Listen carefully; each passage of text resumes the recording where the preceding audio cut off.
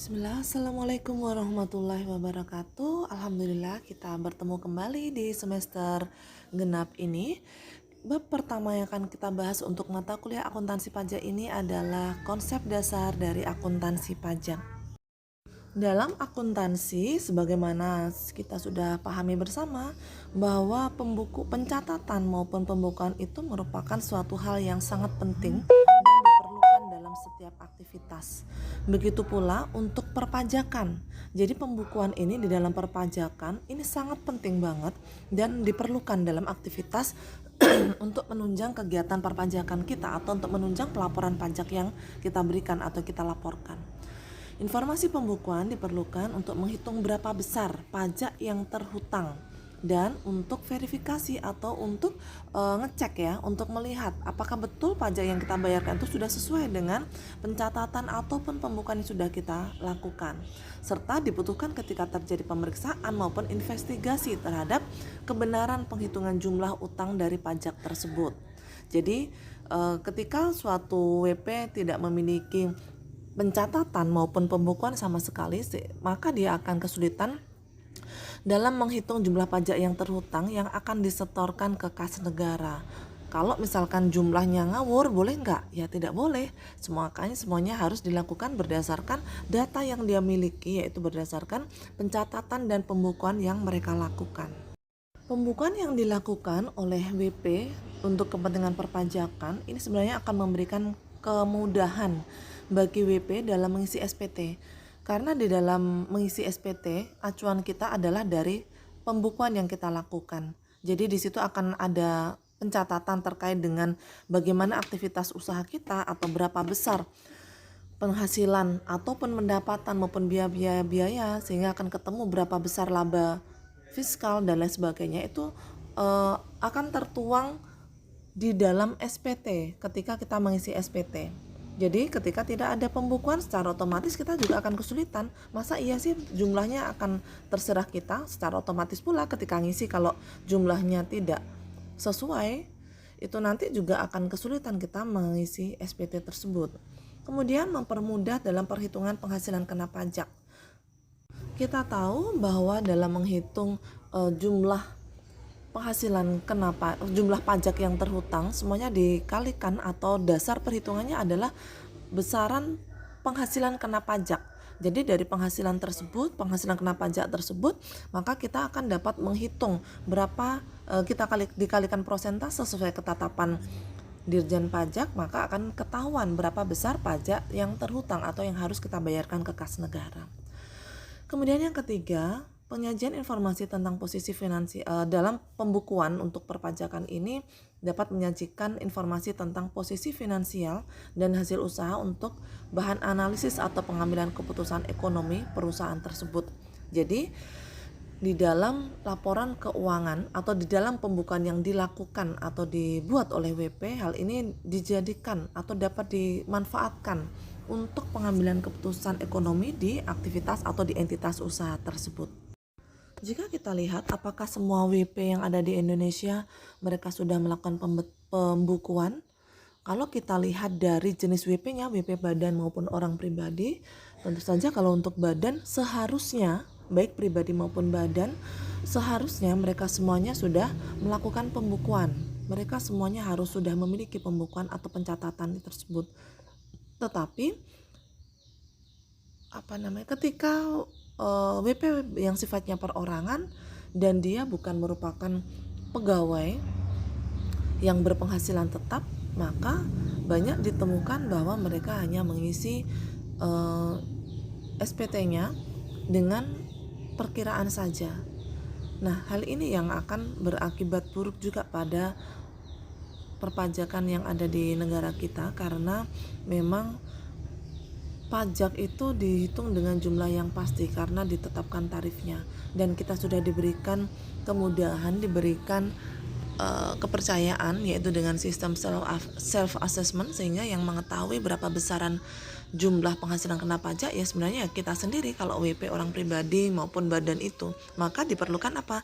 Pembukuan. Nah, kalau misalkan kita dibilang, masa Anda kaya kok penghasilannya bayar pajaknya cuma sekian, nah kita bisa menunjukkan ini loh penghasilan saya, penghasilan kena pajak saya. Nah, seperti itu. Sehingga tidak akan menimbulkan prasangka yang tidak baik, atau ketika diperiksa itu akan aman karena kita bisa menunjukkan bagaimana kondisi atau posisi keuangan kita. Kemudian untuk pembukuan ini syaratnya ada beberapa. Yang pertama, diselenggarakan dengan itikat baik dan mencerminkan keadaan yang sebenarnya. Ingat ya, mencerminkan keadaan yang sebenarnya. Sekurang-kurangnya terdiri dari catatan tentang harta, kewajiban, hutang, modal, penghasilan dan biaya serta penjualan dan pembelian. Kalau Anda lihat itu, ini sama seperti yang ada di dalam laporan keuangan yang sudah sering kali kita lakukan ya. Anda di akuntansi, Anda sudah sering mendapatkan, sudah sering mengerjakan pembuatan laporan keuangan tersebut. Kemudian ditutup di akhir tahun dengan membuat neraca dan laporan laba rugi berdasarkan prinsip pembukuan yang taat azas atau konsisten ya dengan tahun sebelumnya. Nah, ini konsistensi itu penting ya. Jadi sama seperti ketika Anda membuat laporan keuangan, ada prinsip kualitatif yang harus diikutin, yaitu salah satunya adalah konsisten. Artinya tidak boleh berganti-ganti metode yang Anda gunakan setiap tahun, semuanya harus dilakukan secara konsisten. Kemudian diselenggarakan dengan huruf Latin, angka araf, dengan bahasa Indonesia dengan satuan mata uang rupiah, atau ketika bahasa asing yaitu dengan bahasa Inggris dengan satuan mata uang dolar, sesuai dengan izin Kementerian Keuangan ketika kita menggunakan bahasa asing maupun satuan mata uang non rupiah. Pembukuan dan dokumen yang terjadi dasarnya serta dokumen lain yang berhubungan dengan kegiatan usaha harus disimpan selama 10 tahun. Jika pembukuan itu wajib, maka terdapat sanksi ketika tidak diselenggarakannya pembukuan. WP, wajib pajak atau WP yang sudah mampu melakukan pembukuan untuk tujuan pajak namun tidak melakukannya, maka penghasilan netonya dihitung berdasarkan norma perhitungan. Jadi ada norma perhitungan yang ditetapkan oleh Dirjen Pajak untuk menghitung berapa besar penghasilan neto. Pajak yang kurang dibayar dari hasil penerapan norma perhitungan akan dikenakan sanksi berupa kenaikan pajak sebesar 50% atau 100% dari pajak yang kurang bayar. Ini berdasarkan undang-undang di KUP, Ketentuan Umum Perpajakan ya. Jadi kalau misalkan ada WP itu sebenarnya sudah mampu untuk melakukan pembukuan untuk tujuan pajak tapi dia tidak melakukannya, maka akan karena nggak tahu ya jumlah berapa besar penghasilan kena pajaknya, maka untuk menghitung penghasilan bersihnya atau penghasilan neto untuk kena pajaknya, maka akan dilakukan perhitungan berdasarkan norma. Norma ini menggunakan persentase sesuai dengan bidang usahanya dan sesuai dengan ketentuan perpajakan.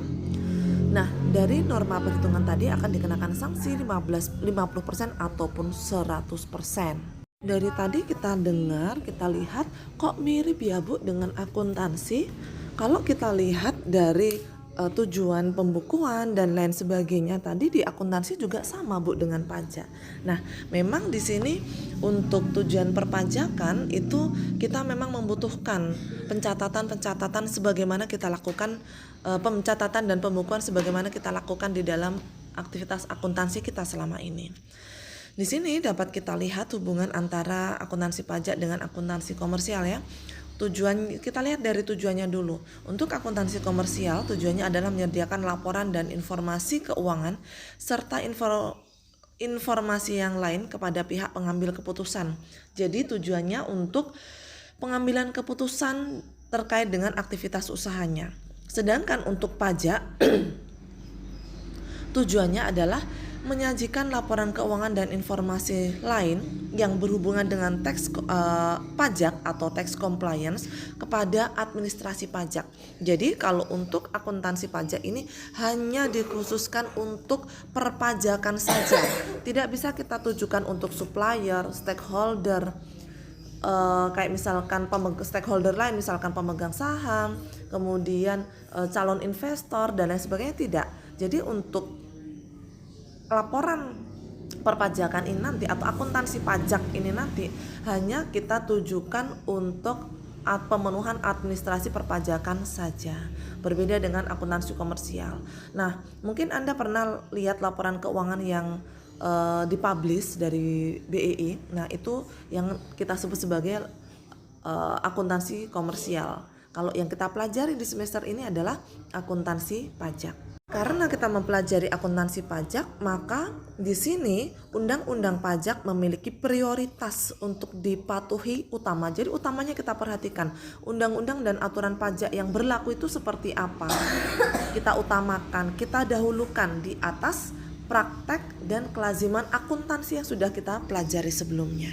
Dengan kata lain, kalau untuk akuntansi keuangan itu sebenarnya tujuannya adalah menyajikan secara wajar keadaan atau posisi keuangan dan hasil usaha perusahaan sebagai suatu entitas, sehingga informasi keuangan tersebut dapat digunakan sebagai bentuk pengambilan keputusan.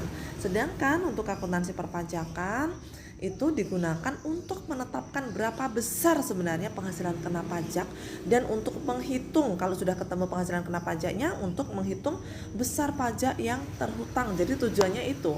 Makanya kalau untuk akuntansi pajak itu hasilnya kita hanya bisa manfaatkan untuk administrasi perpajakan saja. Untuk akuntansi pajak ini karena kita sesuai dengan namanya untuk tujuan perpajakan, maka semua pembuat peraturan terkait dengan perpajakan mulai dari undang-undang perpajakan sampai keputusan Dirjen Pajak akan kita patuhi dan kita jadikan rujukan dan acuan utama di atas kelaziman akuntansi yang kita pergunakan selama ini. Sama dengan konsep dasar untuk perpajakan atau tujuan kebijakan perpajakan, maka di sini akuntansi pajak ini juga melingkupi untuk tujuan aspek alokasi, distribusi maupun stabilisasi. Anda sudah mendapatkan ini ketika di dasar-dasar perpajakan pada semester yang lalu. Untuk tujuan pelaporan keuangan pajak tadi utamanya adalah untuk menghitung besaran pajak yang terhutang atau menyelesaikan untuk memenuhi kebutuhan administrasi perpajakan kita, dan sedangkan ciri kualitatif untuk laporan keuangan perpajakan ini sama ya seperti di laporan keuangan komersial sesuai dengan PSAK, yaitu antara lain relevan, dapat dimengerti, dapat diandalkan, kemudian dapat di-compare atau dapat dibandingkan dengan periode sebelumnya maupun dengan perusahaan lain yang sejenis. Sehingga dapat kita lihat bahwa ketentuan pajak secara dominan mewarnai praktek akuntansi. Karena ketentuan pajak ini dominan atau harus kita perhatikan, menjadi perhatian kita utama atau kita dahulukan, maka WP harus menyelenggarakan pembukuan sesuai dengan aturan atau sesuai dengan ketentuan perpajakan. Untuk WP untuk wajib pajak bebas menyelenggarakan pembukuan dengan dasar prinsip dan metode akuntansinya, maka dalam laporan keuangan fiskal disusun terpisah, berada di luar proses pembukuan atau disebut juga dengan extra accountable, melalui proses rekonsiliasi antara akuntansi komersial dan akuntansi fiskal. Jadi ketika WP menyelenggarakan laporan keuangan yang tidak sesuai aturan perpajakan, maka harus dilakukan rekonsiliasi fiskal. Rekonsiliasi untuk melihat bagaimana laporan keuangan yang sudah selesai dia susun, kemudian kita akan lihat aturan pajak diakui atau tidak, boleh atau tidak, kalau ada aturannya seperti apa. Nah, itu dilakukan proses rekonsiliasi fiskal. Kemudian ketentuan perpajakan sebagai sisipan standar akuntansi keuangan. Maksudnya seperti apa? Ketentuan perpajakan sebagai sisipan standar akuntansi keuangan artinya adalah ketika laporan keuangan disusun sesuai dengan SAK, tetapi apabila perpajakan memiliki aturan lain yang berbeda dalam dalam aturan perpajakannya tidak mengikuti akuntansi yang berlaku umum, maka kita harus mengutamakan atau preferensi diberikan kepada ketentuan pajak yang berlaku. Artinya kita harus mendahulukan atau mengutamakan aktivitas atau peraturan yang ada di perpajakan tersebut. Seperti itu ya. Mungkin untuk materi yang pertama ini saya cukupkan sekian dulu. Mohon maaf banyak kesalahan dan kekurangan dari saya. Dan silakan jika ada pertanyaan bisa segera diajukan. Sekian dulu. Assalamualaikum warahmatullahi wabarakatuh.